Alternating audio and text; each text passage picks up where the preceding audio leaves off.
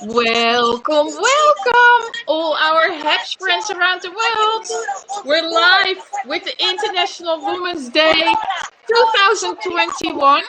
From all around the world, we have Olivia Clark. She is in Los Angeles. Am I right? Yes, Chantal.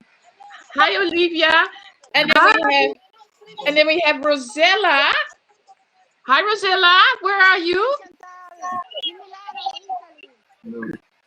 In Milano, Italy. Fantastic.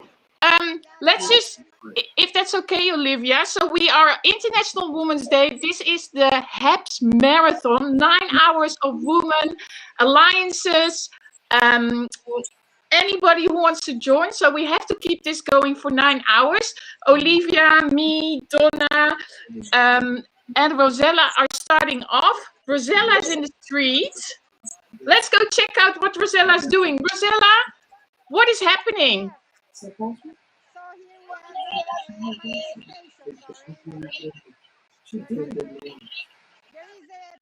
We can't hear you so well, Rosella. Can you hear me? Because I have to wear the mask. I cannot. Oh, yeah. When you move your phone a little closer, we hear you better. Yeah. So basically here in Milano, in Italy, the topic of 8 March is very, very important because we have at least 3-4 women every week killed by men in the families. So also, if we are not allowed, a lot of women are here for a strike and a manifestation, as you can see. Oh, wow. And you're in front of the Duomo, if I'm right? Yes, this is the main cathedral, the Duomo of Milano, main cathedral. Okay, so can you repeat for us, because that was not very clear, what are they demonstrating for or against? Let me go a little bit, because there is the music. So basically, in Italy, we have at least 3-4 women killed by men. Killed Every week. Since the beginning of this year, 2021, we had at least 3-4 women killed every week. Oh, wow.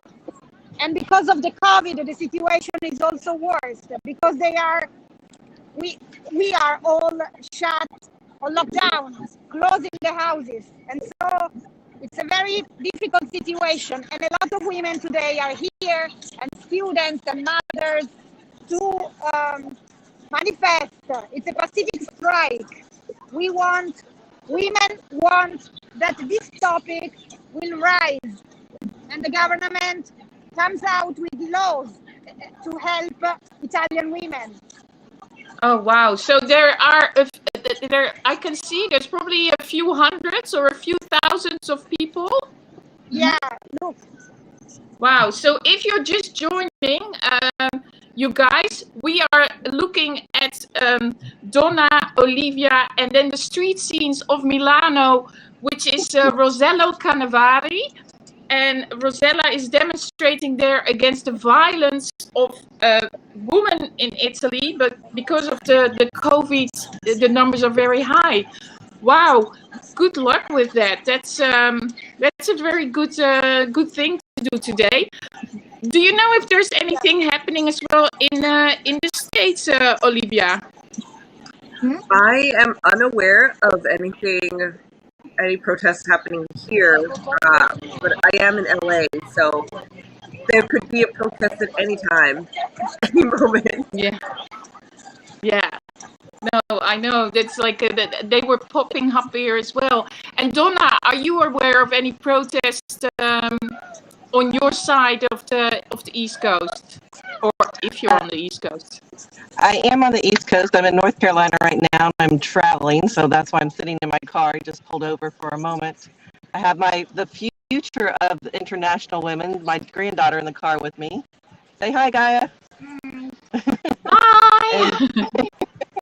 And I have a lot of list of a few women who have inspired us along the way, who kind of set the stage for all of us, and international women who've led the way for all of us to to come and to move forward in our path of strength and peace. So, Bring it on. all right. So, like Elizabeth Blackwell became the first woman to earn a medical degree in 1849. There is, let's see, from Sri Lanka, there was Servio Bandariki, who was the first woman elected to the head of a country's government in 1960. And then she led the path, set the stage for her daughter, who went on to become president. So that's pretty cool. That's very impressive, yes. Yeah. Coco Chanel in Paris, who started a rags to riches story, paved the way for all women to become entrepreneurs. Regina Jonas was the first woman ordained as a rabbi in 1935. 1921, which paved the way for thousands of female writers and poets recognized in the early years. Let's see. In the United States, Andrew Dunwoody was the first female four-star general in the Army in 2008. Victoria Woodhull was the first woman to run for president in the United States in 1872. Japanese woman Junko Tabi reached the summit of Mount Everest in 1970, becoming the first ever woman to do so, reaching all 477. So there's lots of women who paved the way for us. That's very good. We keep hearing a lot of Roselli's in the background. I don't know if you can hear that. Hi, Michael. Thank you so much, Donna, for that view on all these wonderful women that have given us so much power through all the years. Olivia, do you have something to add? What inspires you for this International Women's Day? Of course, as an international woman myself, actually, is there a exact definition of international woman? I don't know, but we're all international women, right? Yeah, we're all international women, right? Yeah. We're not all international women. Okay, so I have the honor and the pleasure of working with over 2,000 women every single day in my work. So this is just a really amazing experience, and every single day we're also working with nonprofit organizations that benefit women. For example, there is, or young women for this example, there's an organization called Days for Girls, and that's where we help females in tribes in Africa that have to stop going to school when their menstrual cycle starts. And so we help raise funds for them to have period underwear, basically, so that they can continue their education and pursue what they're meant to do, like their fullest potential. So we have the opportunity of doing that on the nonprofit side. And then on the business side, I have the opportunity to work with over 2,000 women all over the world. So really, really awesome situation to be in. And doTERRA has been amazing for all of us. So yeah, it's awesome. Oh, that's very good what you're doing. So what is the business side of the 2,000 women you work with? So I do a lot of the business trainings for people who are looking to build their doTERRA businesses. So I am a doTERRA Diamond, which means I have helped a lot of people with their businesses, as well as getting to a more natural way of living their lives. So that is what I do. Oh, wow. And is that is international based, or is that only in the States? It is international. So we are in over 120 countries, and there are more coming. So we're looking to open a few countries this year, every year. So it's pretty awesome. Oh, wow. Very, very, very impressive. Thank you for this, Olivia. And and this it sounds a bit bizarre. Like when you talk about underwear for periods. Why underwear for periods? Is it, and why not the supplies, like other supplies? Like, I don't know how you call that in English. Yeah, right. So instead of like feminine hygiene products, which Yeah. are not quite as sustainable, especially in a village that is really sustainable, as in they use everything is reusable, including things that are supposed to be disposable, right? So for them, it wouldn't make the most sense to give them disposable feminine hygiene products, but more so reusable feminine hygiene products that they can use and wash and reuse again, because that's the life that they're used to living, and they wouldn't do quite as well with disposable feminine hygiene products, which would be actually not as sustainable. Oh wow. No, I'm learning something. Thank you for that. So that's very good to bring awareness to that. And can people also support this? Absolutely. I'll do a broadcast talking about it. So follow me, DM me, and I can show you all the different resources that you can do to help with this organization. I'm always running a fundraiser every single month for doTERRA Healing Hands, just to raise funds for different causes every month that support women. For example, for the last 2 months in February and January, we're doing a campaign against human trafficking. So that is, every single month we're Oh, working on something. wow. Wow, besides being very talented, Olivia, you are an angel. Bravo. Thank you for what you do. You're amazing. Let's go back to, should we just go back quickly to Rosella to see if she sees something or she wants to let us know a little bit more what's going on, or maybe she's even talking to somebody. Hello, Rosella. Hi, Chantal. Can you hear me? I Yes, I am can. looking. Yeah, if you wait 5 minutes, you can. I'm looking for a person. Maybe we can make an interview, an interesting interview. So give me 5 minutes. If you want to interview someone else, I will go back to you with a person. Okay, thank you so much. We hear from you soon, Rosella. So, ladies, this is like harder than I thought to like to go from one screen to the other screen. Like normally, I always have like a whole list with all these questions, and I'm like, oh yeah, we just host and Donna's like, oh, you're gonna wing it, and I'm like, sort of. We usually do, and it usually works out fine, right? Yeah. I do Yeah, have a few exactly. more. I have a few more women that inspired us. If you want me to talk about them real quick. Yeah.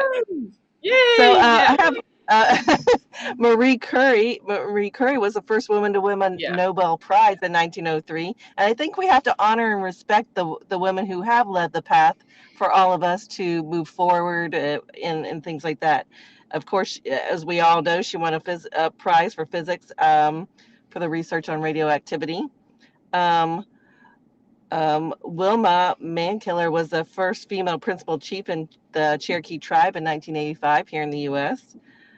Let's see, May Kara Jemison went to space 29 years, in 1992, becoming the first African American woman in space.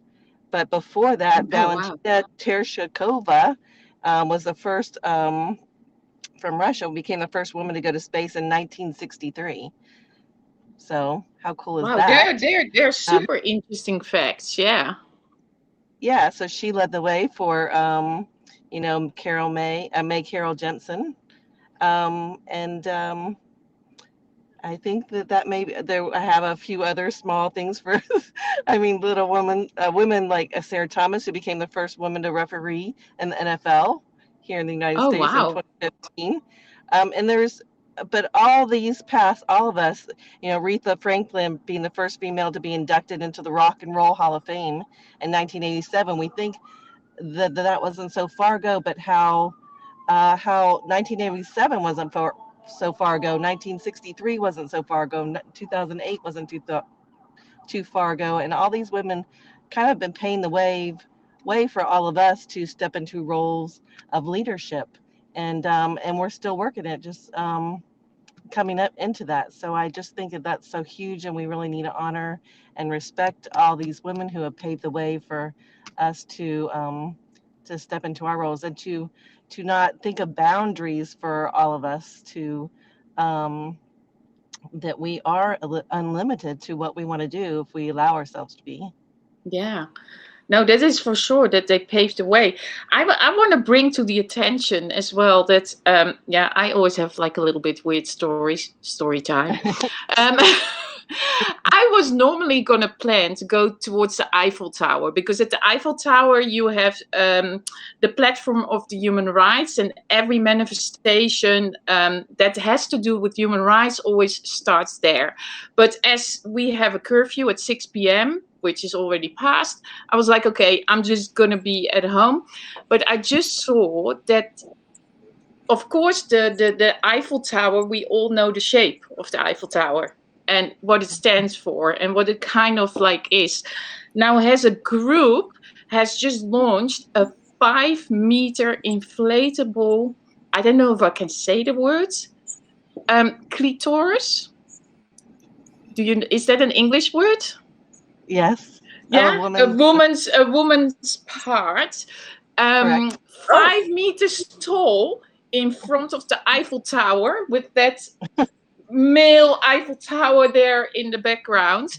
And they have done it because 25% of the girls in France are not aware that they have this because they can't see it. So they want to make people aware of it. So that's my little story time. That's what's happening now. Hi. Okay, let's go to Milano. Hi, girls. So, I mean, she's a colleague from the Red Cross, Italian Red Cross, and she is really aware of this topic in Italy. I want to present you Camilla. Hi everyone. Hi, Camila. Hi. So yeah, we're here today. Plenty of people in Milano, like many women, many men as well, supporting what we're here for. And the pandemic has been affecting women in Italy very much. I guess that's a global issue. And especially nowadays with children stuck home because of they can't go to school, and then women have to take care of them, which implies lose their job and being like hopeless for the future. So it's a really sensitive topic. On the top of that, domestic violence has been increasing in the past months, and lately 3 women each week are killed by men within households. So it's really something which is exploding, and we can't be silent anymore, which is the reason why we're here so many today. And yeah.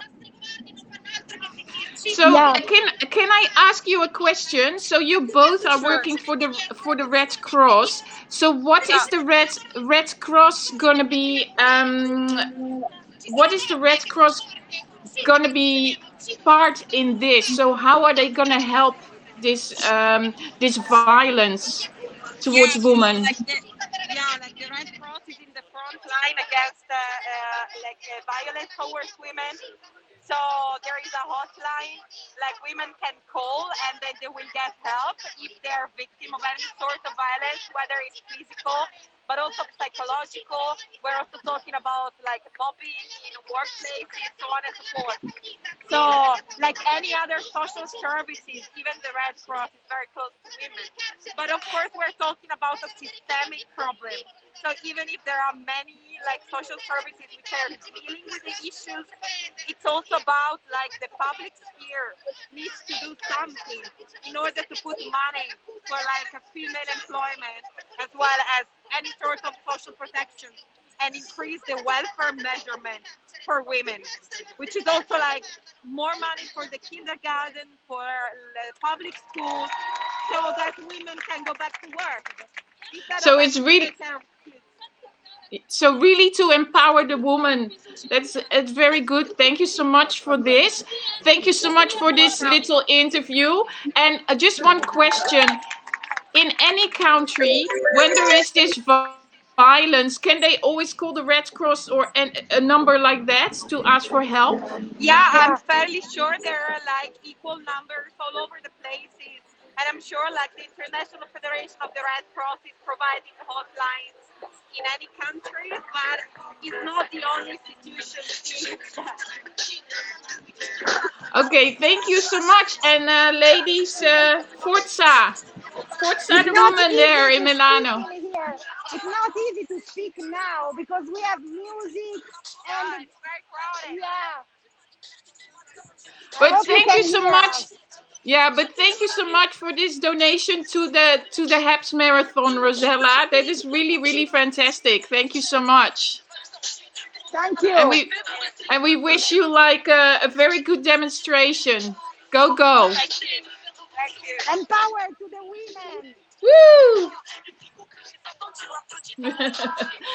Bye, Rosella. Ciao, ciao. Ciao, Ciao, ciao. Milano. Yeah. Wow, this is, isn't this cool, Olivia, that we can just like witness this, like you're in LA, I'm in Paris, and we can just see this happening in Milano. I know, it's absolutely amazing, and I think that we can't do this, right, without Happs. Like, this is Yeah, amazing. exactly. Without Happs, yeah. Yeah, we couldn't do this on any other platform. This is incredible. No, I'm also like I'm so amazed and wowed, like with what's happening already. And also I know we're going towards our time, so I think that the next host is coming up and the next guests. So Pablo, if you can let already Louise in, so we can give her the little stick over, then then we can give her little Pass the torch. pass the torch. Exactly. Yeah, I miss so many of those words.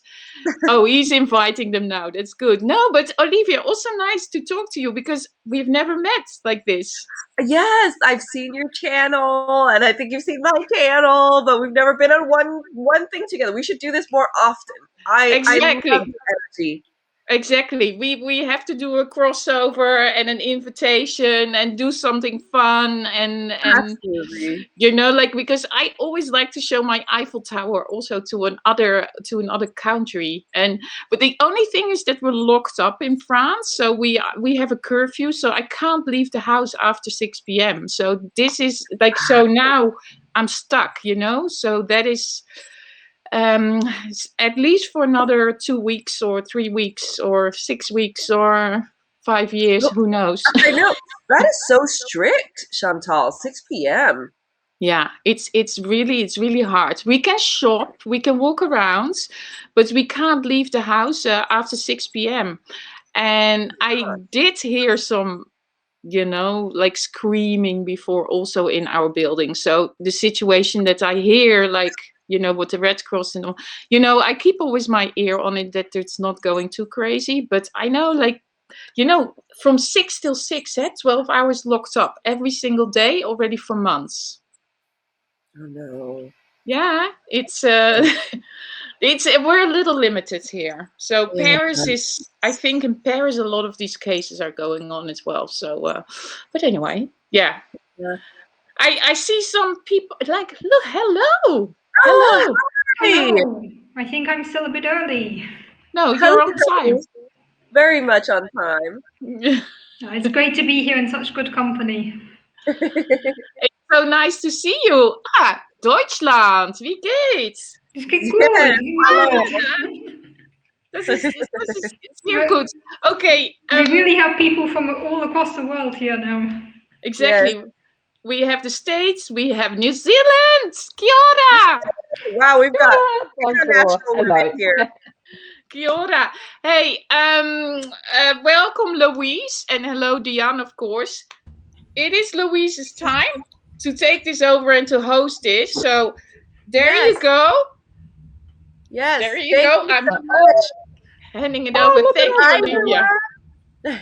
This is such an international screen. This is fantastic. Look, somebody from from a different country around the world. It's really amazing. So welcome, woman. So this is amazing. It'd be great if you could stay on for a while, Chantal, and just help us here.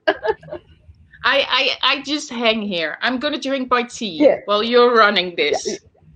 Yeah, okay. So, welcome everybody. Kia ora from New Zealand. I'm Louise, and I'm sitting here. The time now is just after 6:30 a.m.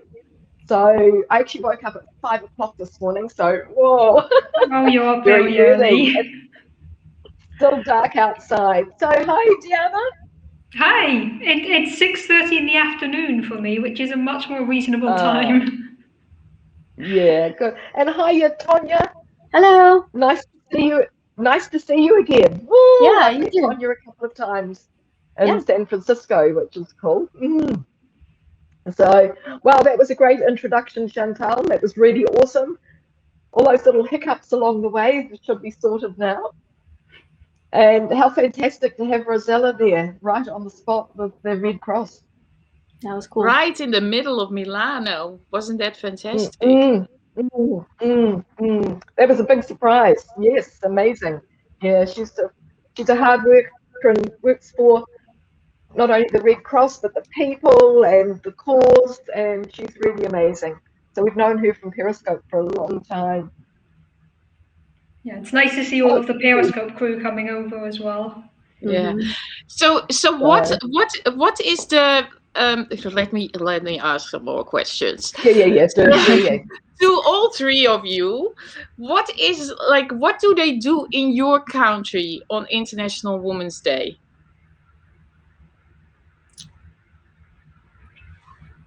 Who wants to start? Sorry. I'm like, who wants to start? Yeah, I mean, I can talk a bit about that. I've lived in a few different countries, and it's interesting to see how different countries do or don't celebrate it. So I grew up in Spain, and in Spain, over the last few years, there have been a lot more demonstrations, especially because in Spain there's still a lot of violence against women, as there was in Italy. And in Spain, the last few years, there's been a big push to actually make the 8th of March a women's strike. So to show the world how much the world needs women and what happens if women just stop working for one day. So in Spain, it's now become like an international strike day for women. And there's a lot of mobilizations, a lot of protests, similar to what we were just seeing in Milano. Now I live in Germany, and I don't see it so much. I think there are still some small protests organized. There are also things organized more at the workplace level. But it doesn't seem like there's such big protests and such big demonstrations taking place in Germany. So in Spain, it was definitely much more in the news than it is here, I think. But it is a holiday today in Germany, International Women's Day, or not? It might actually be. I technically work in Belgium, so for me it's not a holiday. I think when I was in Germany working, it wasn't an official holiday. We still went to work that day. Okay, because I just remember somebody was telling me, and I thought it was Germany, but it was most likely not another country, where they said it was a proper holiday, so a day of work. So maybe it was Spain, what you were explaining before. But yeah, maybe with their new strikes. I'm also a bit disconnected from what's happening in Germany because I'm splitting my time between two countries currently. But it was a lot bigger in Spain, I had the impression. And for you, Tonya? I was trying to think. I don't know. I mean, I might be a little insulated where I am, but I don't know of anything organized. I mean, I see it on social media, obviously, and people, celebrating it that way, but I'm not aware of any like demonstrations or any public gatherings, especially in my area. So maybe that's more work we have to do. I'm not sure. And who is the woman that inspires you, or who are the women that are inspiring you? Me? Yeah. Well, I was thinking about what I would say or what I would contribute this morning, and thinking about who inspired me and following all the links I've been seeing the last few days, and it's like there are so many that I felt like I felt bad if I left anyone out, and so I kind of came up with categories, and I would love it if you guys watching, if anybody comes to mind when I mention these categories of women that I saw, or not even just women, but just mention them in the comments so we can all learn about them and grow from that. But first of all, it was, like the men and women who've gone before us, who've worked to get us to where we are today. We've already heard you guys talking about some, and Louise, you showed the suffragettes, in New Zealand already on that walk. So if you haven't seen Louise's thing already, do that. But just the pioneers in their respective fields who've gone, we've heard them talk about them. Olivia mentioned some, and Donna from the last half hour mentioned some specific ones, but just who've paved the way to where we are today. And then there's just the ones who live and work behind the scenes, who aren't necessarily in the public eye, but I just know, that the moms and dads and the who are quietly affecting people's lives, that need to be celebrated too, that aren't going to be in the public. So all of those, the people who've gone before have really, I've really been thankful for them today.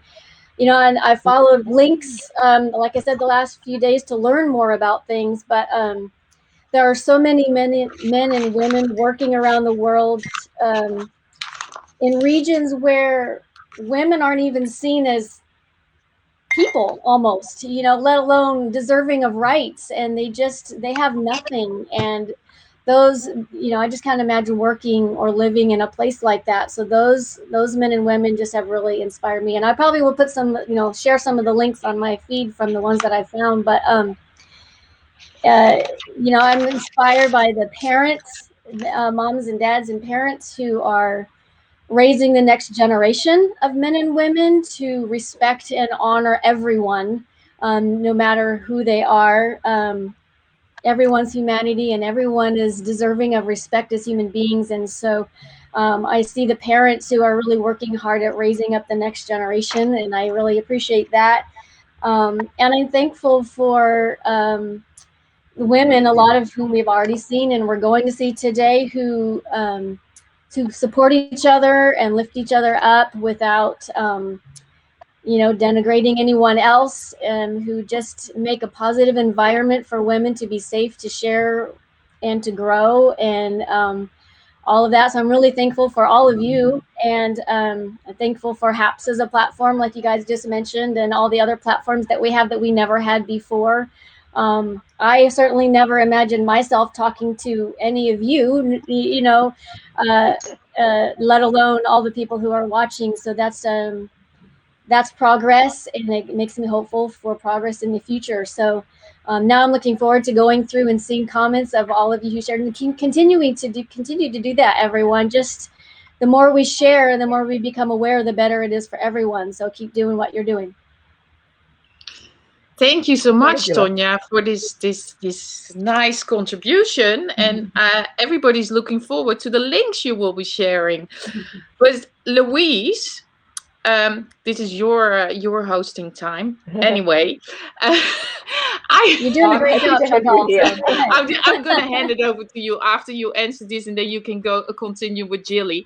But Louise, you did a broadcast before, and to be honest, I haven't watched it yet. I know this is a broadcast you do every year on the 8th of March. So can you tell us a little bit what it was about, just like in some lines, so that people can grab back later to watch it? Hi, Jilly, nice to see you just first. Yeah, hi, Jilly. So International Women's Day actually gives me the opportunity to share the fact that New Zealand was the first country in the world for women to get the vote in 1893. New Zealand women have always been great pioneers, Maori women, later European women. They've always led the way in New Zealand, and they've been the backbone of our country, I consider. So New Zealand women got the vote in 1893, but not on International Women's Day. It was actually in September. So usually we celebrate that in September. International Women's Day just gives us a great opportunity to acknowledge all of the women, not only in New Zealand, but around the world. So we don't actually have any huge celebrations here. I think there's a lot of individual ways to celebrate it here. There's not one big celebration. But I always like to do my own with my $10 note. Oh, wow. And That's super. and this is Kate Shepherd, who was the principal suffragette who fought a long and hard battle to gain the vote for women. So, in fact, she is the woman that I admire really a lot in New Zealand. Apart from Queen Elizabeth, she's the only woman on our currency. But I will just bring you up to date a little bit on the woman that I most admire in New Zealand is Helen Clark. So Helen Clark she's been the Prime Minister of New Zealand for several terms. She's not the current Prime Minister.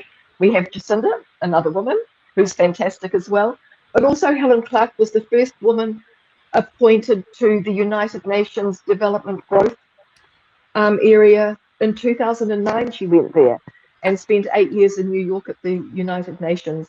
And she continues to work for the United Nations, doing research, and has a lot to contribute.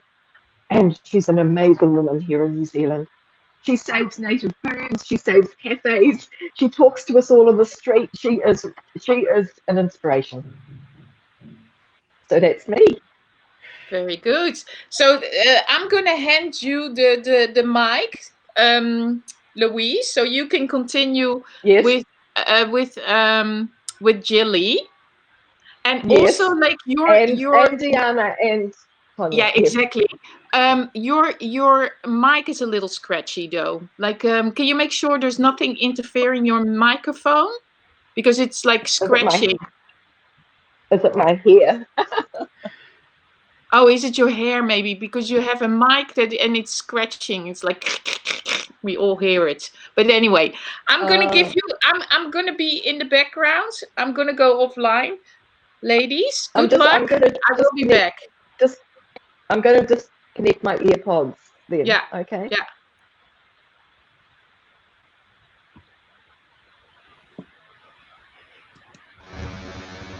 Oh! Now. It's even worse. Oh no, it's good. It's good. No, we can't hear you now, Louise.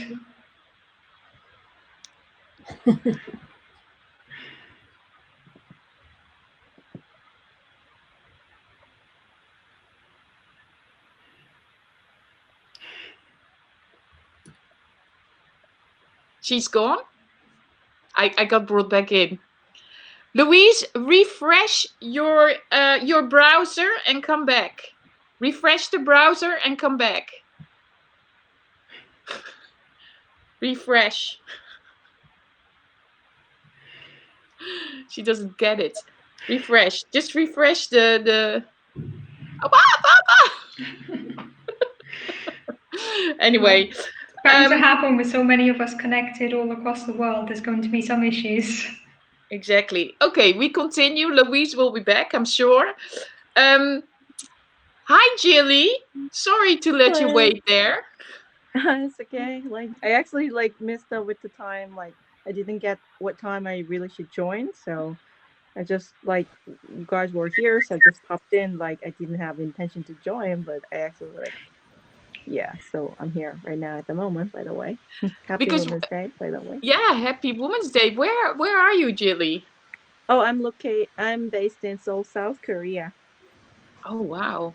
I love your background, Jilly. I love all the books you have behind you. Thank you. Yeah, this is sort of my achievement so far. It's amazing. I think we're gonna get Louise back, because I saw some movements in her voice, so it seems to work. So she's gonna come back. There is Louise. Oh, here I am. Here. Now, is that better? Yeah, that's much better. Louise, I'm gonna give the mic to you. I'm gonna just take a break. I'm here for backup. Okay. Oh, fantastic. Okay, that's great. Okay, girls, sorry about all of that. Sorry to the viewers for my sound. I don't know what was going on. So welcome, Jilly from Seoul, South Korea. Hello. Thank you. Hi, guys. So Jilly, she's amazing. She's a graphic designer. I'm hoping you might just draw something for us today. I wish. But maybe you can tell us something about Korean women and the role that they play, because I know several of your women have been presidents, several, one or two maybe, but I have met the most amazing woman when I've been in Korea. Women that I really love, I've embraced them. They've really stepped up and taken control of their lives and their families. And I think women have always played a really, really strong role in society. Maybe give us a little bit of background. Like maybe Korean moms are very sacrificing, and also they were super moms, so they took care. They contribute their life to take care of like their children, so that like they're very interested in education, so that they're working and then taking care of their children and let them to be educated. Maybe that's why we could have achieved this like a rapid economical achievement so far. Like Korea was so poor by after the war, like a 1950s, like it was one of the poorest country in the whole world, and now we're probably having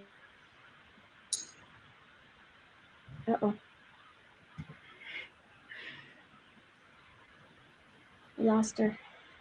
We lost Julie. We're all having a few problems. But I have actually spent quite a lot of time in Korea. Oh, there we go. No, Chantal. I've spent quite a lot of time in Korea, and before COVID, I actually lived there for a year or so. But before COVID, I went to Korea. I feel I have like real family there. And I always say I lost my soul in Seoul, but I find Korean women really strong and really amazing. Artists, chefs, all sorts of women that have started businesses all in the last 20 years, I suppose, stepped outside their household roles and created small businesses. So it's really quite amazing to become involved, not just to visit as a tourist, but to actually become involved in the daily life of Korean people. So it's fantastic. I mean, COVID has stopped us all traveling and doing stuff and being such international people. But I'm sure that by the time it starts again, we're all going to start to travel in a much better way, a much more sustainable way. We need to keep this international life going, but we also need to learn to do it more slowly and more sustainably. No, absolutely. What do you think about that, Diana? Yeah, I was just agreeing with what you were saying there, that we really do need to focus on sustainability, and that's something that we can definitely learn from our COVID times, is how to become perhaps more sustainable. If there's one good thing we can take away from this. Yes, absolutely. Just reading the comments that are coming up here on the side. Just want to say how fantastic it is to see everybody, and thank you for supporting us here. International Women's Day. I mean, it's a day that we celebrate everybody, really, our grandmothers. I mean, we all have little family stories that we can tell about the woman that brought us up. And, you know, as a child, I spent a lot of time with my grandmother gluing the front page into the library books because she did the buying for the local library. And I can still smell that glue when we used to, I'd take the Davis paste and I'd put the strip along and then stick it into the front of the book. And I've still got this image of libraries and the smell of them because of that. Yeah, the women in our lives really do leave a big impact on us growing up, I think. Yeah. And look at all your gorgeous books behind you, Julie. Yeah, I'm back.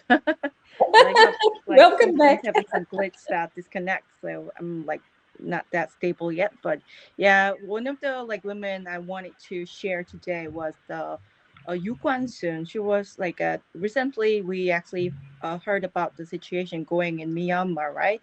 So the coup happened, and then their freedom is somewhat limited, restricted, and then one girl who actually who's from the Myanmar, she actually participated the independent movement, and then she was killed, being shot, right?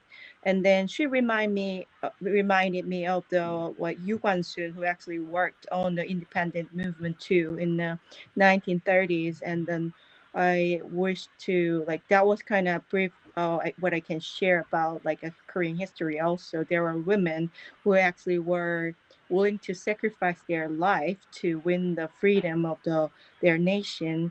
And like we actually did a lot of contribution, even to the human rights. So I think we should remember those people who are brave enough to like contribute their life for the freedom of all.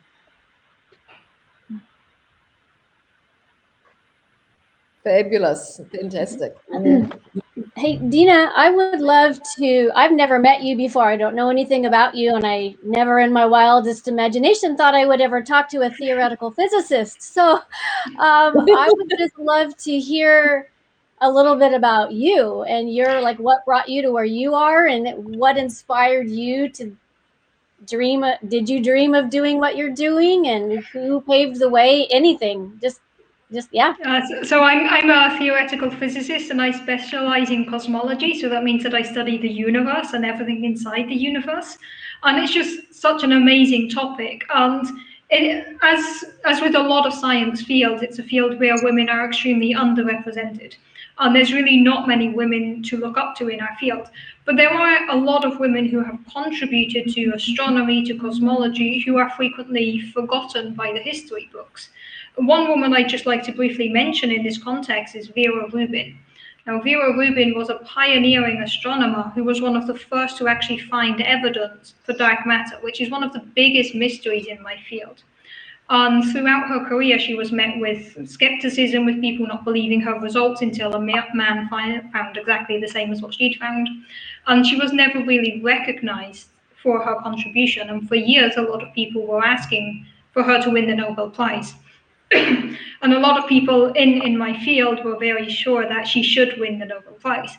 And she never did. Unfortunately, she passed away 4 years ago, so now she can never win the Nobel Prize. And it's just an example of one of the many women in our field who broke down barriers, who broke down glass ceilings and paved the way for people like me to be here.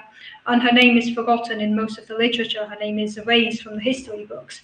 And growing up, I knew I wanted to be a scientist, and I'm going to completely lay the blame for this on my parents, because when I was a kid, I was doing the typical kid thing of pointing at things, what's that, what's that, what's that? And my parents were finding answers for me, and they were encouraging me to keep asking this question. So that actually convinced me that at some point I realized that the way to get these answers is to study physics, because it's what allows you to really understand the world around you. Then I was looking at the night sky and thinking, okay, what's up there? What's that? What can we do with what's up there? So that led me to really go into astronomy and astrophysics and study the universe. And it's just such a fun topic. But it is a field that still needs a lot of work in terms of women. And I think in general, the whole science aspect, we're currently very much underrepresented. And there's always a lot of people saying, okay, the problem is girls are not interested in science. We need to attract girls. Let's make everything pink. Let's cater to the younger girls. And this is actually not where the problem lies, because just in the US, for an example, 50% of graduate students in science are women. So at the graduate level, at the people just starting their university careers, we've already attracted the women. The problem then is that at the level of the professors, we're down to 12% women. We really have to ask the question of why are so many people leaving? What's causing these women to actually leave science? One of the biggest reasons is that science is just, the way science and academia is set up, it's not welcoming to women. And, as a white woman, I've had a lot of privilege here, because while science is not welcoming to women, it's a lot better for white women than for women who lie at intersections of other identities. For women of color, black women, trans women, these people have to fight even harder to get recognition in science. And I think that this is something that really motivates me to carry on, to push forward and to change the system from within, because if we all leave, it's never going to change. We need to stay here and try to make the scientific community more welcoming to everybody. But we do need people in positions of power to actually do this as well. And I'm hoping that gradually there's going to be more and more of a shift towards these ideas, that it's not just attracting young girls in science, but it's keeping women in science. That's a big issue. Yes, yeah. Recognition, that is the thing, isn't it? So women do get forgotten a lot of the time. Oh, definitely. Mm, Yeah, mm, it's like if you think of which famous women in science do you know, almost everybody will think of Mary Curie. She won 2 Nobel Prizes. It's a name we know. She is one among hundreds. It's kind of like of course, a lot of respect to her. She did an amazing job, but she's kind of been made the poster woman of science. Like, oh, we had Mary Curie, therefore, we've achieved equality. And mm, it's very much not the case. And I do like to highlight all of the other women who have contributed, who were forgotten by the history books, because that is mm, unfortunately still very much the case. mm. But I think part of it also is our job to make sure that these people are recognised and remembered as well. Absolutely. And we all face challenges in our lives, but it's up to us to challenge each other as well, to keep working together and bring all of these people to the forefront, expose everything as much as we can. Absolutely. And if I can just tie it back into a comment that was made early on in the broadcast in the comments, there's also an issue related to this, how women are not given credit for their experience. One basic case of this comes along with titles. Now, I will never expect people to refer to me by my title of Dr. Hooper. But if we're in a professional setting and my male colleagues are introduced by their title, if my male colleagues are introduced as doctor and then I'm introduced as Mrs. Hooper, this is something that does happen, and this is something that adds to this problem of not recognizing the expertise of women. There was a big debate about this recently when Dr. Jill Biden was accused, like, oh, she's using her title when she shouldn't. It's like, no, she earned that title, and we should recognize it.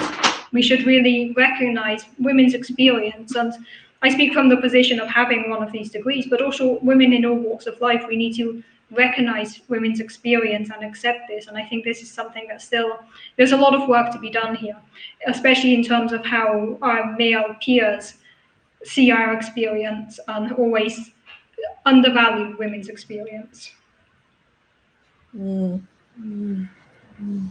So where are you based at the moment, Diana? So I'm working in Belgium, in Brussels University, but because of the pandemic, I'm hiding out in Germany.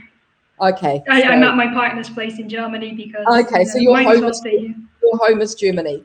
I'm currently in Germany. My actual home is Belgium. Oh, Belgium. Okay. Oh, fantastic. Oh, good. And Tonya, tell us a little bit about what's going on around you at the moment.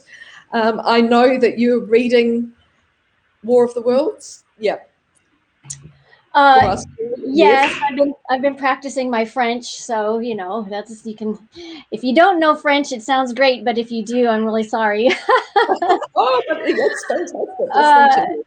No, I just have really been enjoying the transition from Periscope to Happs here, and meeting a new group of people, and just connecting people and broadening people's horizons, and just encouraging people to not get so overwhelmed about like changing necessarily the whole world, because that's a really big mountain. But if we can each change our own circle of influence and do as much as we can, then that's huge. And I see a lot of people just get overwhelmed, like there's so much work that needs to be done everywhere, and I can't do any of it. So I'm not going to do I can't do all of it, so I'm not going to do any of it, and they just get overwhelmed. So I would just encourage you all, just in your spheres and where you can, like you guys were saying, just continue to build each other up, and speak up when you see others not being treated well, and stand up for each other and support each other. And I think that's a win. And I think if we all do that, that's going to be huge. So, Yeah. And also, everybody has a story to tell. Yep. Everybody has a story. We don't know a lot about a lot of people, but it's really good to encourage people to tell their own little stories. And that's how we learn. We're going to make a world that is much bigger and much more open if we can share more of what's going on around us all. Oh, absolutely. I think it's so important to hear voices from many different people, many different walks of life, and many different experiences, because learning about other people's experience also helps us grow. And you know, having more diversity is never a bad thing. It helps us out in so many ways, and it helps us grow as people. So, or you're getting lots of nice messages on the side, Diana. Yeah, I see some of my regular followers are in here chatting as well. It's always nice. It's also very nice to see a lot of men in the comments standing up for us today as well. Yeah. Yes, yeah. And I'd encourage all men and all women to carry this energy throughout the year. It's not just today, it's every day. Yeah, yeah, that's right. And I think today gives us a chance to have a voice and to maybe share a little bit about not only ourselves, but be inclusive and bring everybody else into this time that we have here, 8 hours or so. We can include so many people, so many ideas, and send a little message out to all the people in the world about how fantastic women are. And, you know, we can't do it alone. So we just need to always be right here on the spot and supporting everybody. Well said. So there we are. Okay, must be time for the next people to come on. I'm not sure who's after us. I don't know who that is.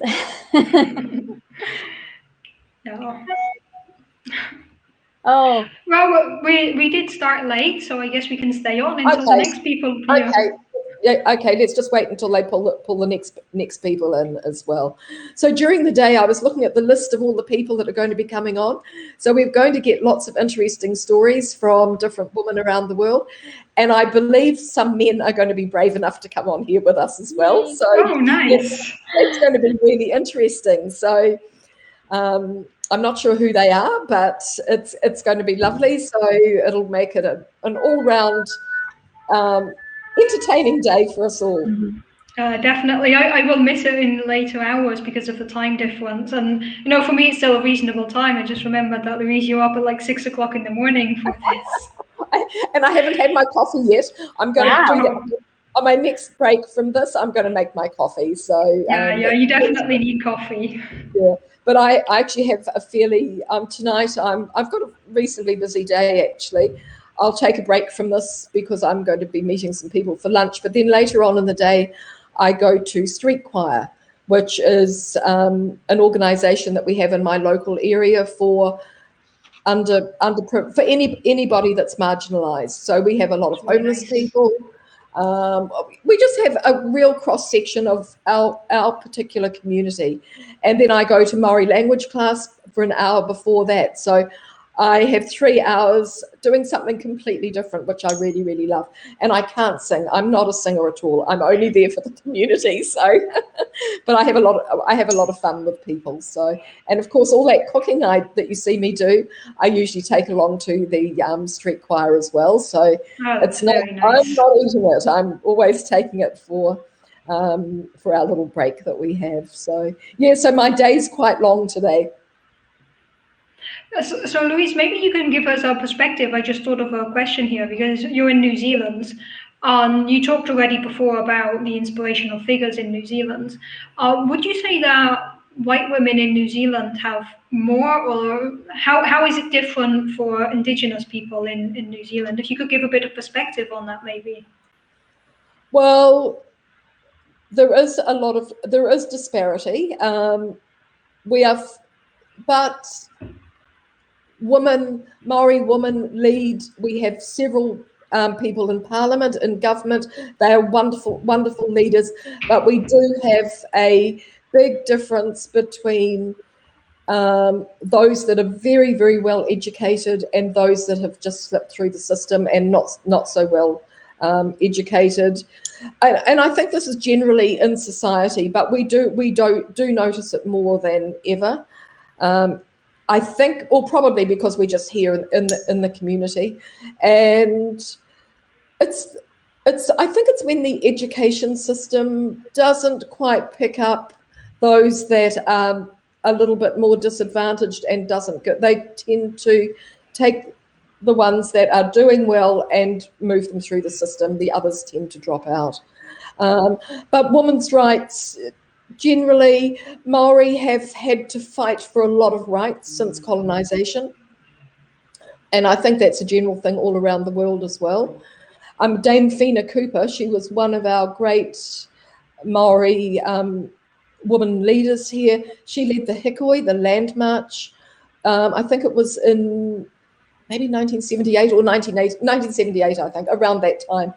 And she marched from the very top of the North Island to the Parliament.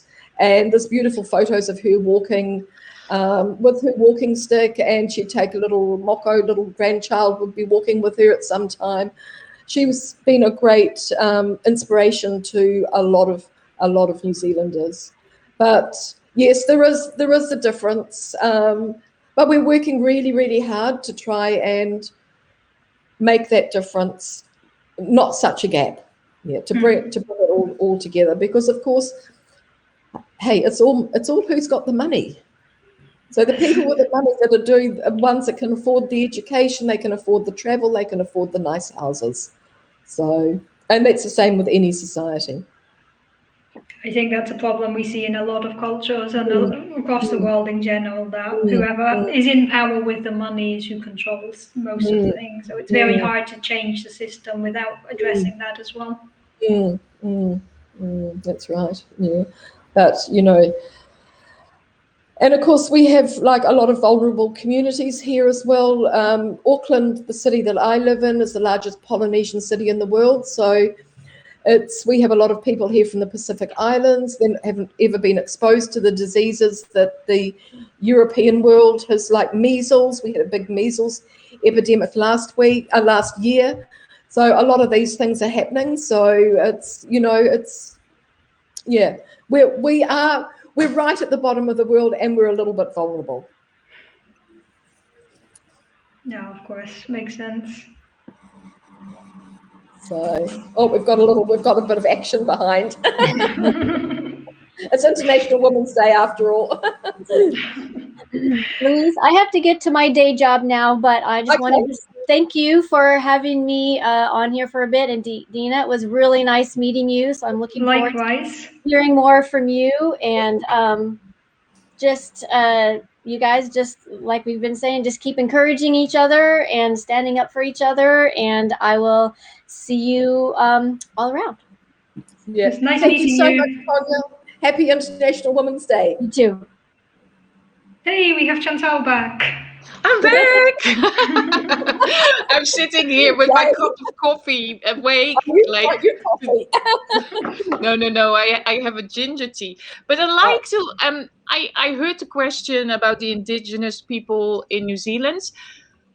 I have to add something to that, because I'm married to a Maori, and what they have in New Zealand is they have the treaty where they have given the land back. I'm right, yeah, if I'm telling this story, Louise, that they gave it back to the Maori people, to the indigenous people, which is involving a lot of money.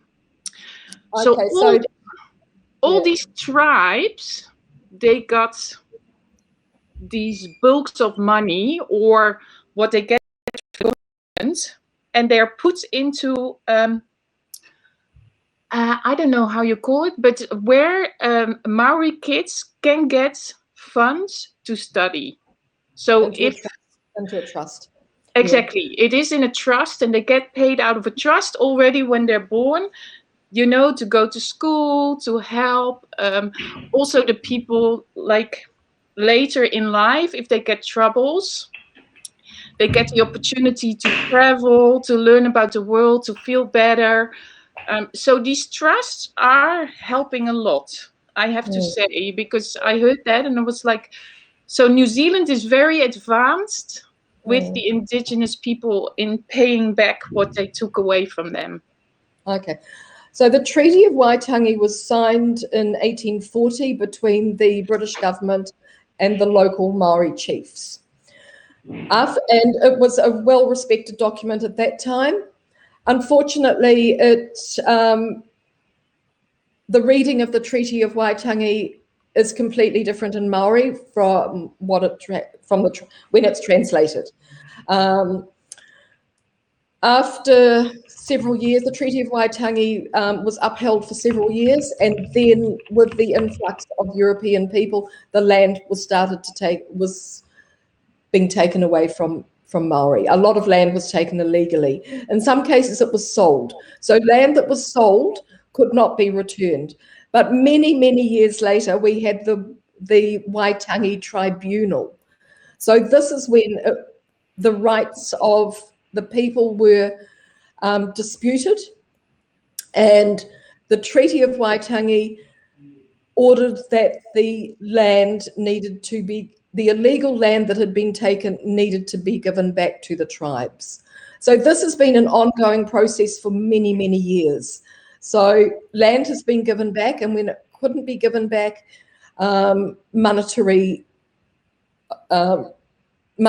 was given back. So it was a financial settlement. Then it's up to the iwis. Look, and I may not be describing this in exactly an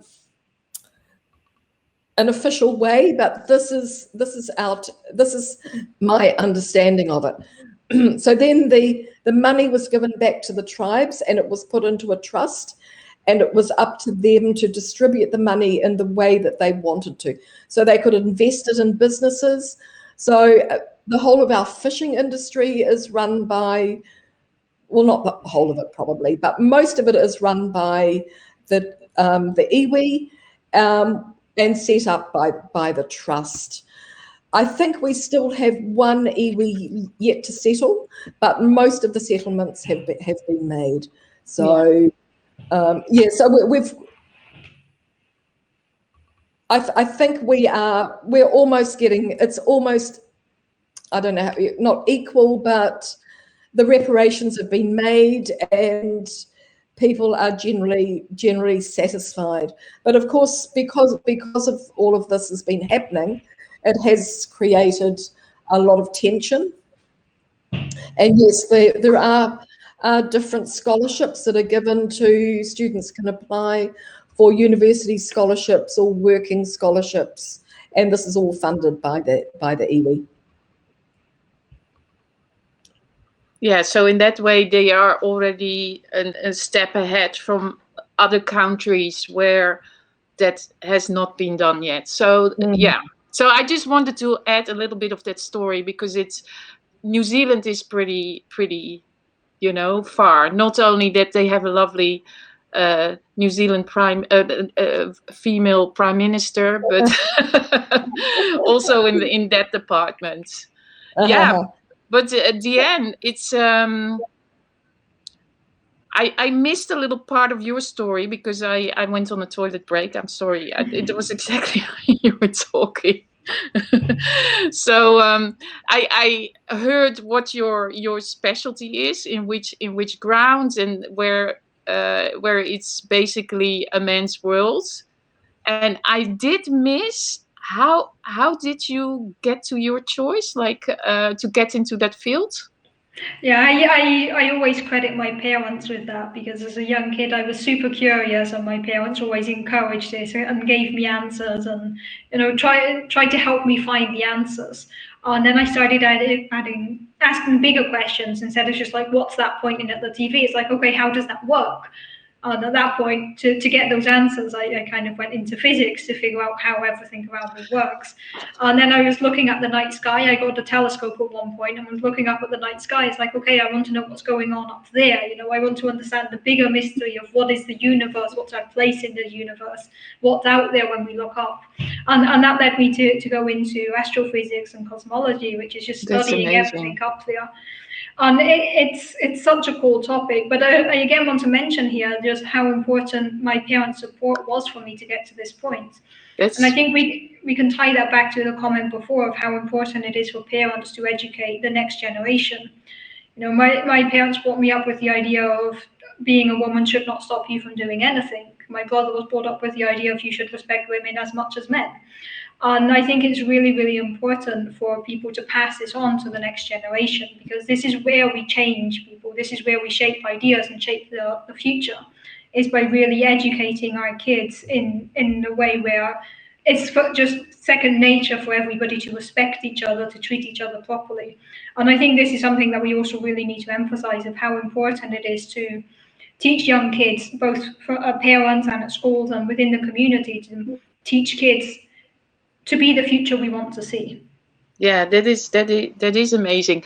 I have I'm very fortunate that I'm born in the Netherlands, which was very upfront with women's rights, and so for me there was never any difference, like in my generation, because there was a big like movement in the 70s. So by the time I went to high school, it was all, it was all equal. Like they even had campaigns like for women. So I studied also like exact, like the technical parts, because the maths, because they were promoting all that. And only when I started to travel, because the cultural part and the history part, I never paid really a lot of attention when I was in school. When I started to travel, I was fortunate enough to go around the world as being a model. And I was like, oh my God, this is not normal. Where I'm raised on the same level, that everybody has the same rights, like men, women, opportunities.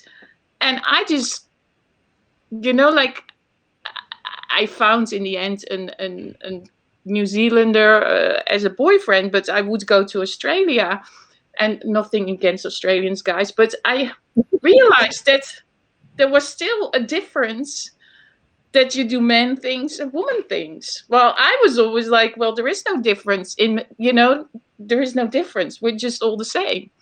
So yeah, this opened my eyes when I started to travel, that not everybody had that easy upbringing as what I had in the Netherlands. So I'm very grateful, not only because of my parents, but also because of the country where I grew up, where they had already leveled that all out. Yeah, I think it's, as you say, just so important to have that. I grew up in Spain, and Spain is still very much a deeply sexist country. There are still a lot of divisions that is, even the teachers have this intrinsic bias, and it's passed on. And in general, in Spain, there's such a disrespect towards women that you kind of get it ingrained in your system, and you have to train yourself not to accept the conditioning that you were taught. Growing up as a kid, if I saw a woman with a lot of makeup, my first thought was, wow, she's wearing a lot of makeup. And then I'd immediately correct myself with, so what? Let her do whatever she wants, let her celebrate it. But getting rid of these ingrained biases is something that takes a long time. And if you're in a society that is constantly reminding you that, in their view, women are inferior, it's something that ends up infiltrating your whole thought pattern and can affect girls' morale. I was actually reading a study recently that overall in the world, by the age of about 5, girls no longer think that they can become president, and girls no longer think that they can become scientists by the age of 5. Right? And it's like, how have we got to the point that society is telling our young girls that this is the case? And I think this is something that we really, really need to change as well, is how we give these biases to our children. But this study was like in general worldwide, or was it? It was over the average worldwide. So I think they took in different countries at what age the girls in general have these ideas. Mm-hmm. The average age was by the age of 5, girls no longer thought they could be president. That is crazy. Of course, then you might change this as you grow up and as you realize this is a stereotype that I need to get rid of. But if at the age of 5 our girls are thinking this, it's not helping change the future. Yeah, wow. I realized that I've been sort of protected, like in a family where my dad always has brought me up with, I can do anything I want, always make sure you can take care of yourself, always, like a very like, let's go forward. But that would have never crossed my mind as 5. If I would have wanted to be a president, I wanted to be a president. Yeah, I know, that's how we should all think, right? That there should be no barriers like that, regardless of your gender, of your race, of your religion, of your sexual orientation, or your gender presentation. This should not be a barrier to anybody. No, and these are the type of barriers we need to destroy. No, we should be able to do whatever we want, and what our passion is, basically, that we can follow our passion. I think that is like a very important thing. If your passion is in the maths, or your passion is in that direction, you should be able to follow that, and not like, oh, you have to do this or that. And yeah, wow. Were there other people that wanted to join, Louise? Because I saw you were chatting in the Yes, I'm group. just asking Charlene, who's in London, and she's an amazing inspiration, positively slim. I'm hoping she may have time. I'm not sure. Okay. Let's see who else joins. We still have Charlene. 7.5 hours to go. Exactly, Diana. How's your coffee intake going? Yeah, I will not survive 7.5 hours. It's like I'm already dinner time for me, so I will not survive 7 more hours. Yeah. We've got Sylvia. I'm kidding. Hello. Hi, Hi. Hi. Sylvia. How are you? Happy Women's Day. Happy Sorry, I wo- just finished working, so I just came home. I just pressed this. I'm sorry. I'm not No, prepared. very good. Come stai? Bene, Bene, grazie. bene. So are you Italian or are you American? You're Italian. No, I'm Italian. Yeah, no. I don't know. I thought you were American. But so you are in Verona. I'm in Verona, yes. I live here. And yeah, I was supposed to go live in 5 minutes. I don't know what's happening, what I have to do. But yeah, Well, you just have to sit down, pull out a bottle of wine, take a glass, I will do that. Exactly, because it's I will take a bottle of nice rosé now, and I will take a glass with you after a job. So it's okay. I will relax.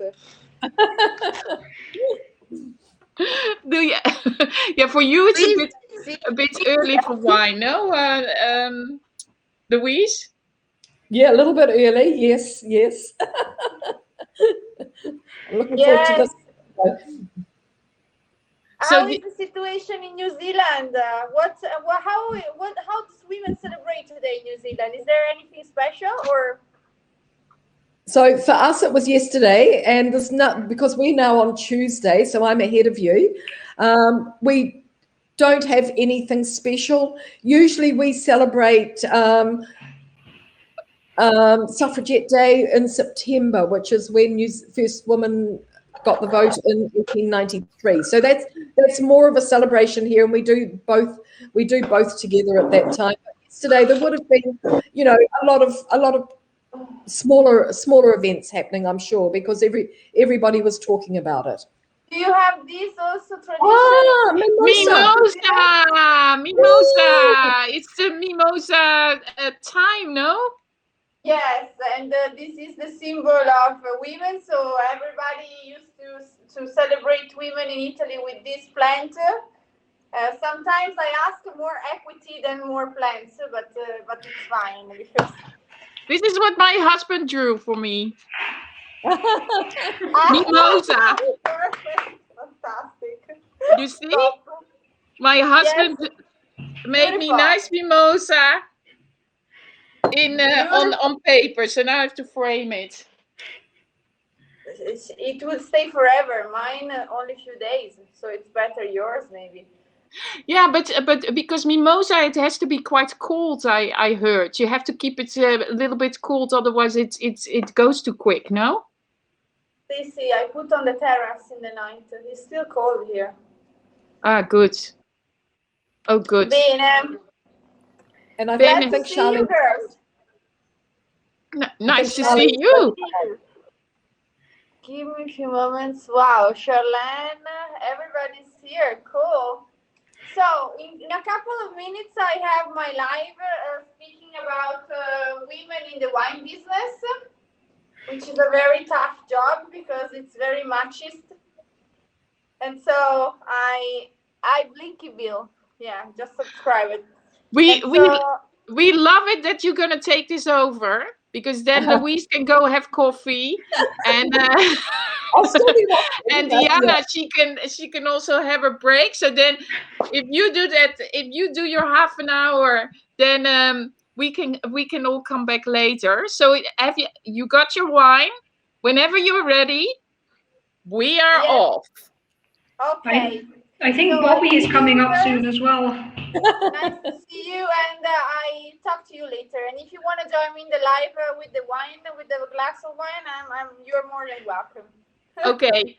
Okay. Ciao. Bye. Ciao. Ciao, ciao. Ciao. Okay. I don't know if there's anybody from Happs here to switch me off. And Hello. maybe Charlene. Yeah.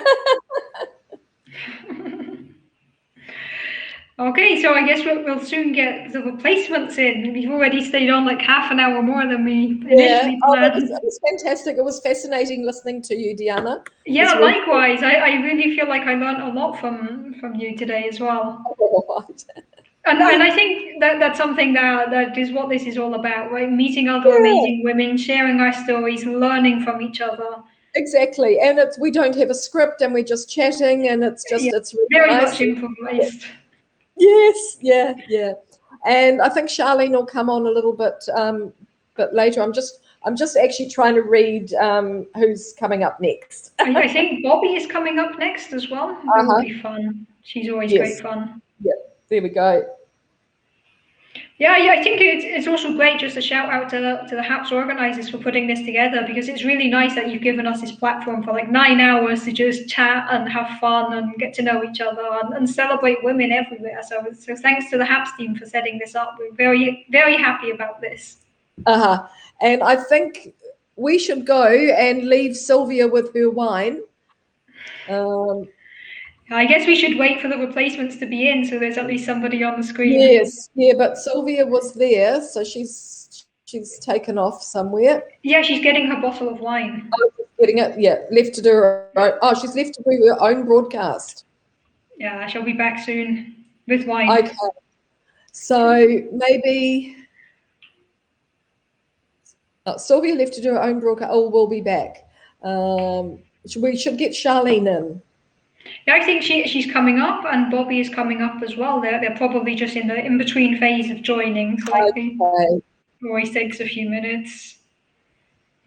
But yeah, it's definitely been fun. I think we've had 9 different people so far. There's another 25 women scheduled or so. There's going to be so many amazing women. I will not watch it all live, but I will catch the replay tomorrow. There's going to be some really fun stories to listen to. I think a lot of people spontaneously might join as well, which would be really, really nice. Yeah, it will also be nice. I guess for a lot of people in the US, it's still quite early in the day, and I think in the evening it might get quite fun here with a lot of people jumping on. Yeah, that would be fun. It's also fun to do this over 9 hours, because then people from all around the world can join. I mean, for you it's very early. For me, it's getting quite late. But it's nice. We're fortunate, in a way, that most people are at home at the moment. People are not out.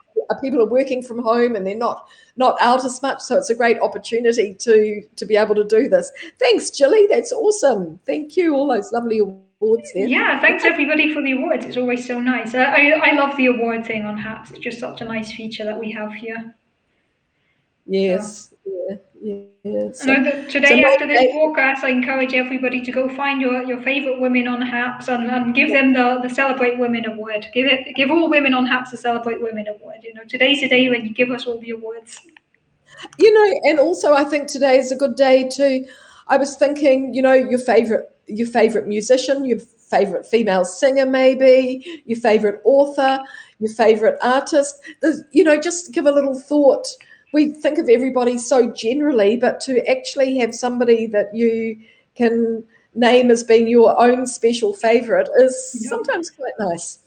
I had a game I played as a kid, because the police alphabet, where every letter has a corresponding thing, like Alpha, Bravo, a good way of thinking of letters. Yes. At some point in my studies, we decided to do an alphabet with famous physicists. Doing that is like, for the letter A, think of a physicist with a surname starting with A. And we drew up the list and looked at it, and we had 1 woman out of 26, and I was very annoyed about this. So something I like doing sometimes is just see if I can do my alphabet with random women who I think are inspirational and find one for every letter. And it really forces you to think about, like, which famous women do I know whose surname starts with a Z, who I can add here, who I think is an inspiration. In order to fill this out, you end up having to like jump on Wikipedia or on Google, like, show me all inspirational women with this letter. And then you learn so much about a lot of inspiring women. So that's a fun activity. You know, if people like doing these things, it's one of those really weird things, I know, but if you like doing this, try doing an alphabet and you know, picking up a woman for every letter and see if you can find all 26 women. Yeah, that's amazing. What, somebody's just asking, what was the name of that game? I don't think I ever gave it a name. It was just a game I played with my friends, and then carried on like, okay, let's just do this. Okay, yeah, well, maybe you should do it. Yeah. Yeah, I don't know. Physicists are notoriously bad at naming things, so if we have to come up with a name, it would probably be called something like the alphabet name game. So yeah, we're very bad at figuring out names for things. Oh, Melanie's here. So Melanie's, she says one of her favorite poets is Maya Angelou. Okay, I haven't heard of her. I will absolutely go look her up. No, I haven't heard of her either. Maya Angelou, maybe, or Angelou. Yeah. Jason's saying he loves Olivia Ty. Oh, I think we all do. I was in a broadcast recently where somebody started playing feminist poetry, and it was really, really nice. So maybe we could get some feminist poetry in here today as well. Yes. I'm just going to see if, Melanie, would you like to come up and read a poem to us? Oh, that would be amazing. That would be great, wouldn't it? I'll just, I better ask her before yeah. Because Melanie reads a poem every night. I'll just see. I'm definitely happy to have more poetry here. Yes. And I don't think she's too shy. No, I think we have Charlene joining us now. Oh, good. Yes, looks like it. Fantastic. Great. And Rita, awesome. Oh, and Rita, nice. Hi. Oh, hi. Hi. Nice to see you, Rita. Hi. This is my water and lemon juice. Every day I have a glass of water, start the day, water and half a lemon. Good thing to Well do. done. It fixes everything. Yeah, if in doubt, use lemon. Absolutely. Yeah. Rita, where are you from? I am from many places. I was born in New York from Italian parents. Lived a good part of my life where my ancestral land, which is southern Italy, and spend most of my time in Philadelphia these days. Okay. Oh, yeah. Okay, great, great. So, and okay, so Philadelphia, you're just coming out of winter?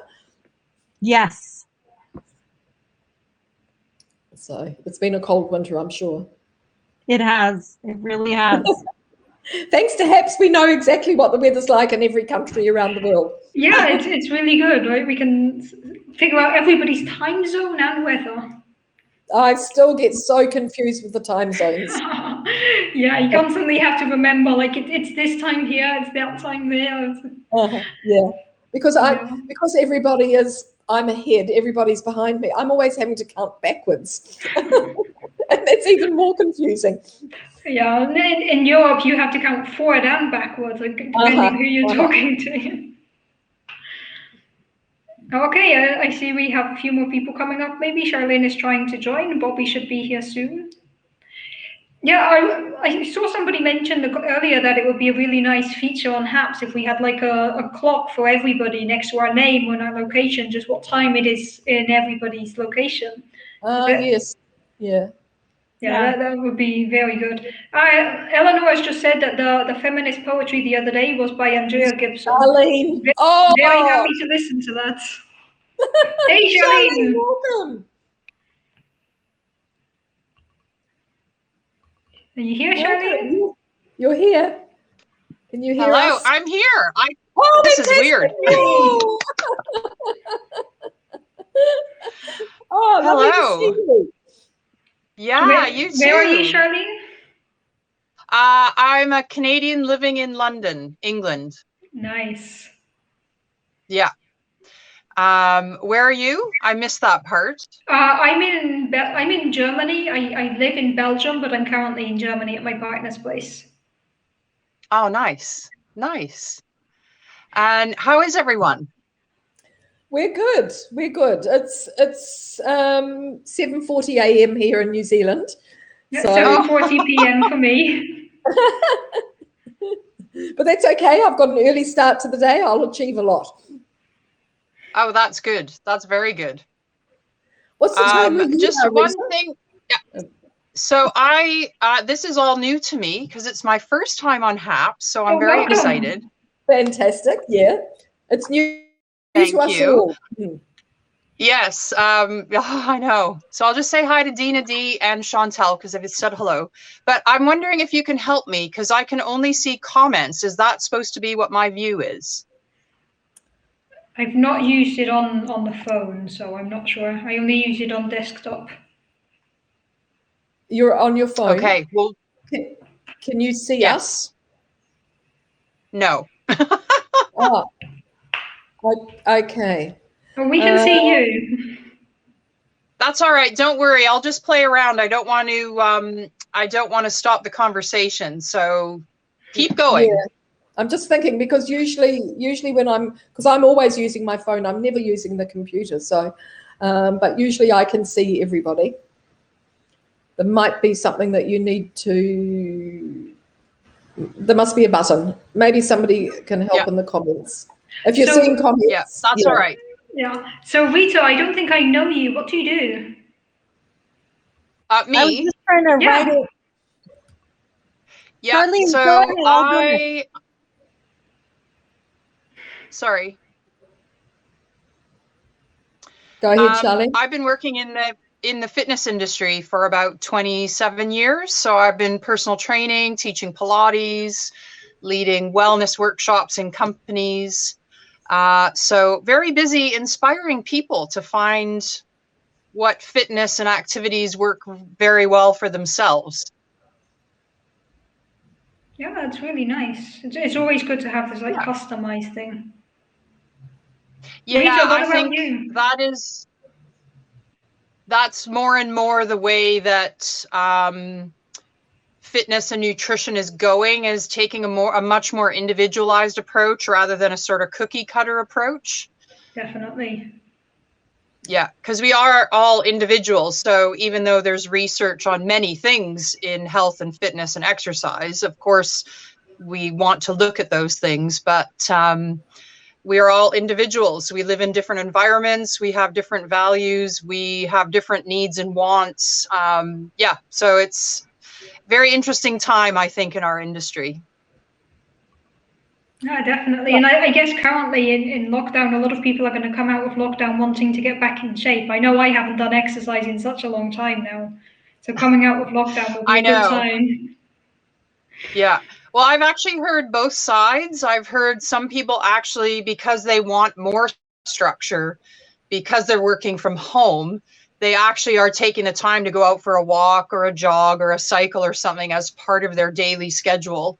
Whereas other people haven't done as much because they don't have access to the gym or their favorite sport or any of that. So, yeah, I think there's been sort of both sides of the fence really on this during lockdown.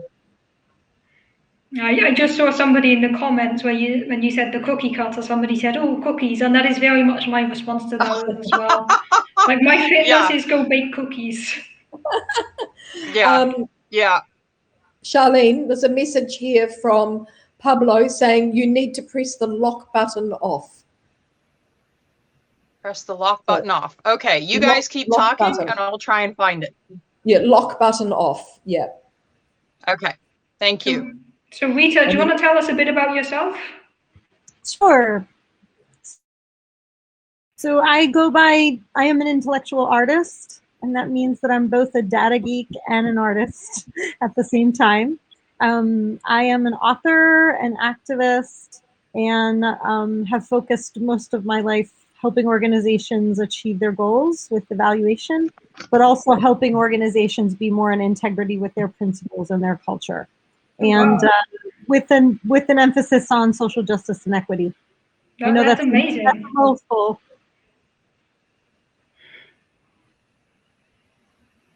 Sorry, I think I cut you off there. I didn't mean to do that. Just like, wow, that's so amazing No, that you're that's helping okay. people with that. Yeah, I said I know that's a mouthful. I have a new book coming out in about a month, so I'm pretty excited about that. Both Oh, exhausted that's and exciting. excited at the same time. What's it about?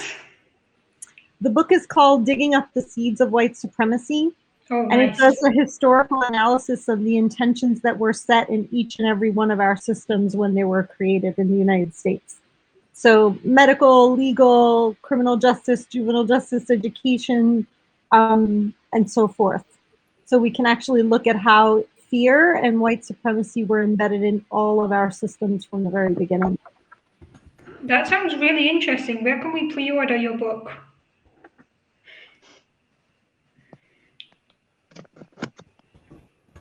You can add yourself to my newsletter, which is where Awesome. I will, I'll put it in the chat.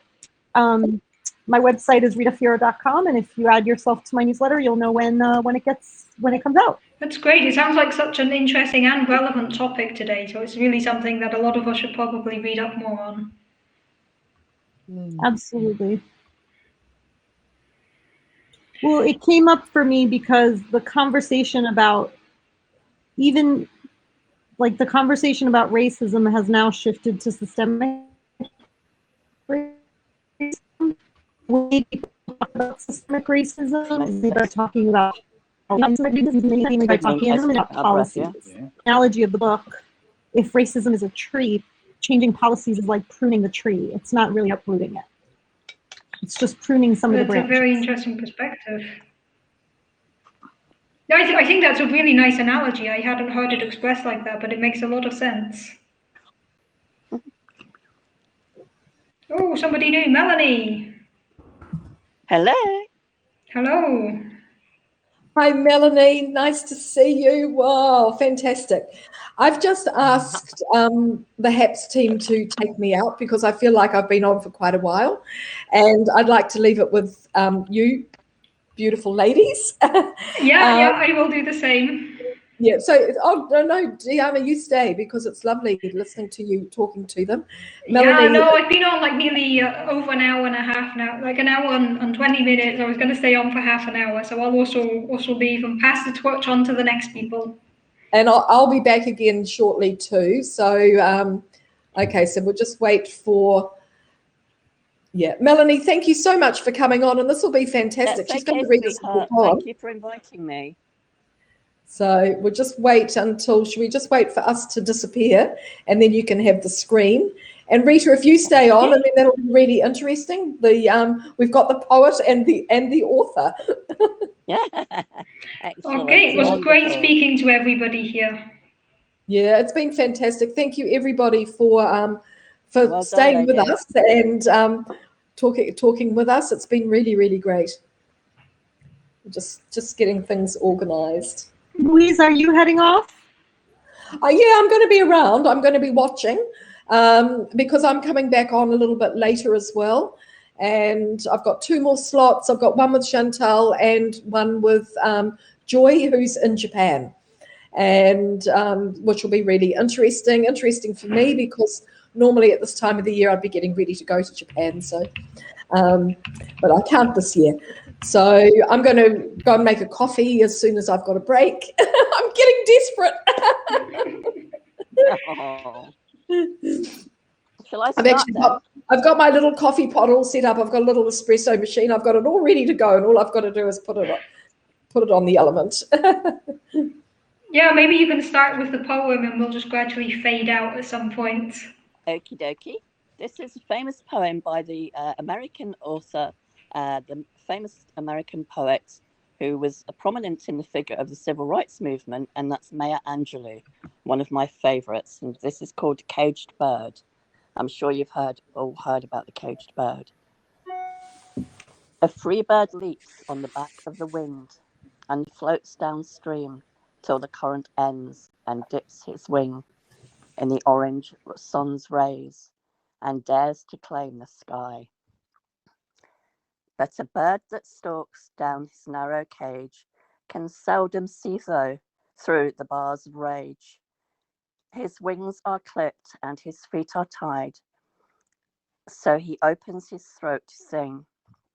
The caged bird sings with a fearful thrill of things unknown but longed for still, and his tune is heard on the distant hill, for the caged bird sings of freedom. The free bird thinks of another breeze, and trade winds soft through the sighting trees, and the fat worms waiting on a dawn bright lawn, and he names the sky his own. But a caged bird stands on the grave of dreams. His shadow shouts on a nightmare screams. His wings are clipped and his feet are tied, so he opens his throat to sing. The caged bird sings with a fearful thrill of things unknown but longed for still, and his tune is heard on the distant hill, for the caged bird sings of freedom. I'm so sorry, I was so nervous. Oh, dear. Sorry about my stumbling, but I was a little bit nervous. Hello, can anybody hear me? Oh no, don't say you didn't hear me. We heard you fine, Hello. Melanie. Thank you so much. Oh, that's good. Oh, wonderful. That's good. Bobby, you're on now. Oh, hello. Good evening, everybody. I'm just texting my guest, Petula Skeet, the 5-time Emmy Award winner. She's gonna join us here.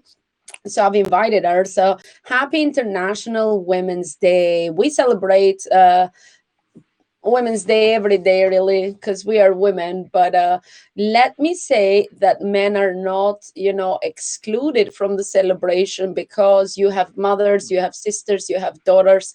Pretty much is a celebration for everybody, because you're celebrating the women in your life. But thank you for having me here. And I am happy to be on the Happs account. I haven't seen what has been going on during, this past hour, as I just literally arrived home. I was out with my son celebrating. So we went shopping and had, a bunch of things bought and sat in the garden just chilling and tasting like Korean drinks and food. So I've had a lovely day so far. So I hope you had a great day as well. Hello. Who is here? I am just trying. Hi, Rita. Hi. Bobby, sweetheart, I'm going to leave now. Okay, let somebody else come in. Oh no! Already? Yes, it's okay. Oh! I'm not even in view. Oh, I'm there somewhere. It's okay. I mean, you can make me smaller. I can just come closer, I suppose. Yay, Bobby Baker, Melanie. Hey, hey, Melanie. How are you? How's everybody doing? You. How are you? Yeah, I'm good. How awesome is this? The Happs is organizing another marathon. I have invited a few guests. I know that I am up 10:30 p.m. GMT, so that would be, I don't know, what is that, 7:30, I think, PST? I have a couple of slots because my guests come at different times. So Petula is joining us in a minute, and yeah, she was working, so she's kind of rushing, has a bit of time. So I thought I'll introduce her. I had a coffee chat on my channel a few days ago with her, and she's so inspirational and started her journey. I mean, she's an island girl from Nevis, and now she has 5 Emmys under her belt and works with big names and celebrities. Well, women, inspiring women, let's say, because celebrities are just women like us that are high achievers or are in public eye and are seen most. So that's why. But all women are amazing and unique. Oh, doggy there. So yeah. Hello, Peter. Peter, how amazing. I need to give Peter a shout out, okay? I'm sorry. I need to give Peter a shout out because he set up this GoFundMe page for a woman, one of us, a member of our community, a beautiful woman that was one of my first sponsors and the first people to welcome in here after Pablo and Peter kind of took me away from Periscope. But yes, Lucia, that is going through difficult times now, and he and the Happs team set up this GoFundMe page, and it was lovely because then I did a marathon to kind of gain that last bit of chunk of money that Lucia needed to raise.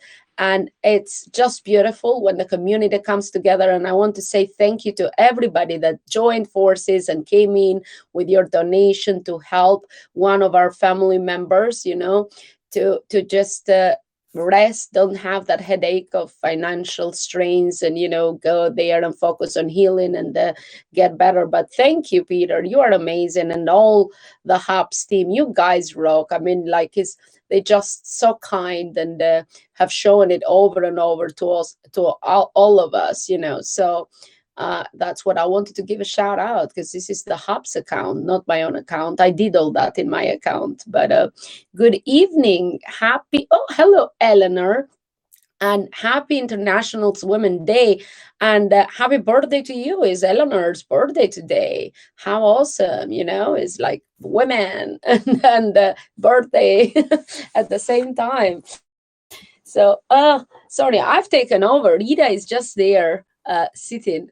Did I step on a conversation? No, Hi. it's just my first time here, and I'm still trying to figure out how it all works. But I am going to for doing the honors.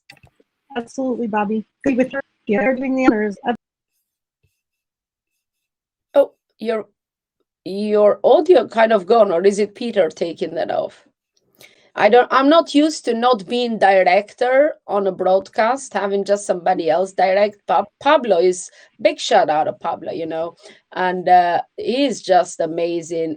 You know, he's always behind the scene helping us all, and everyone else who, yes, amazing, right? Oh, my sister is here. I thought you were, do you want to come up? I know she's coming at 10 o'clock, but yeah, my sister is here. She's calling students at the moment because it's in Albania, actually.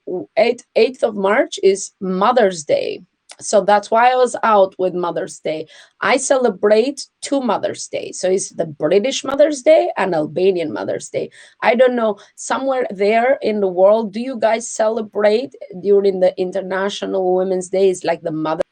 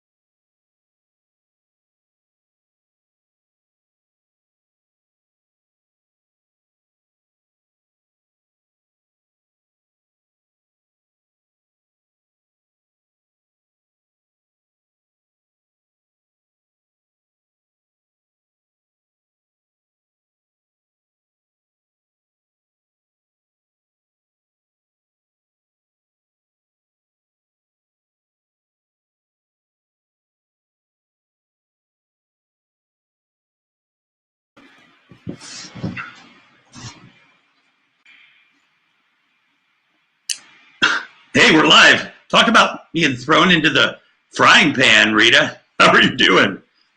Yeah, I'm not sure my connection. Can you hear me okay? I can't hear you. Hey, my name is Revolution McInnes, and we're just having a couple of technical glitches here, so I just jumped in real quick. Rita's a friend of mine. We do work together at the nonprofit that I'm a part of. Rita does social justice, racial equity work. She's got a book coming out.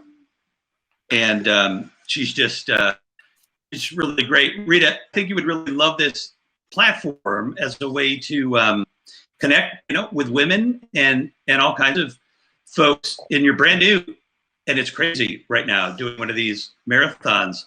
But also get a little bit about your book and what you have a podcast too, right?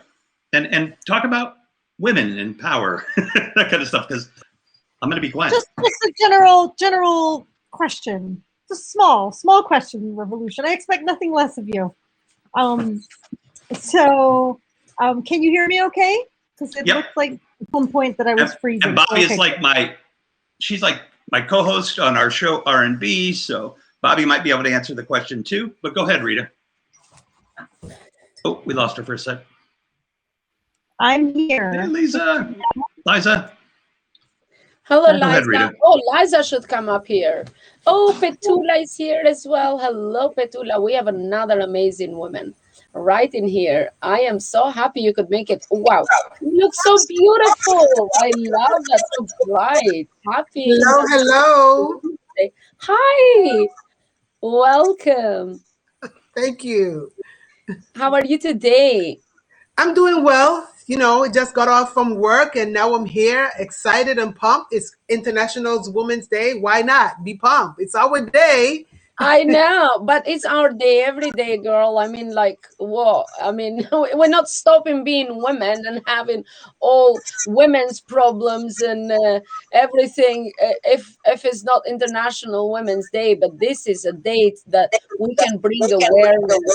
So let men know some things that we go through, men that don't know, but women from across the world can raise their voices today and talk about all issues. So highlight issues that's going on, and maybe people in power, can make changes, Yes.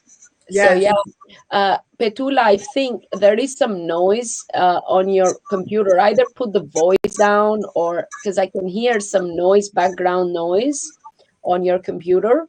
You're better. It's better now. Hello. Yeah, because it was like a background noise and it's distracting. You're looking very beautiful, by the way. And we have Rita here. And Hi, Rev. Rita. Hi. Hi. Nice to see you.